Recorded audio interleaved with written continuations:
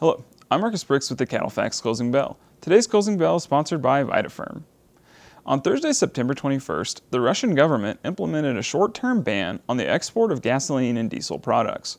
The Russian export ban is intended to keep fuel supplies in Russian hands and help soften the effect of rising energy prices.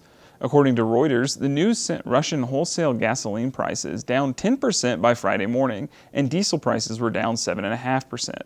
European wholesale diesel prices were up as much as 5% on Friday. There's no timetable for when or if the Russian export ban might be lifted. Until then, supply will be restricted from the world's third largest crude refiner. The latest price data from the U.S. Energy Information Agency puts an emphasis on the higher price trend for motor fuels, publishing a new 2023 high for both gasoline and diesel last week. U.S. average gasoline prices at $4 per gallon were the first $4 handle in gas since last October. U.S. diesel prices jumped nearly 10 cents higher versus the week prior to average $4.63 per gallon, edging out their earlier February highs by a penny. Diesel prices saw less of a price decline last fall when compared to the price break in gasoline. So versus year-ago levels, diesel prices are about 6% below September of last year, and gasoline prices are 6% above last September.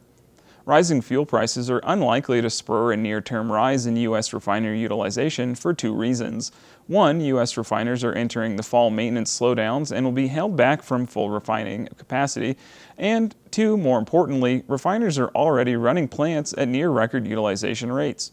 Looking over the next 4 weeks, pre-pandemic refinery utilization rates averaged 89% of capacity. Last week, U.S. refinery utilization totaled 93% of capacity, and if this holds steady, September will finish with the highest refinery utilization rates since 2018. Since 1992, 5 years have seen their annual gas price high set in September, about 15% of the time. Worth noting, 4 of those 5 years with the September high led to higher overall prices in the following year. Thanks for watching. Remember to visit CattleFax.com to become a member or see the latest market news and analysis.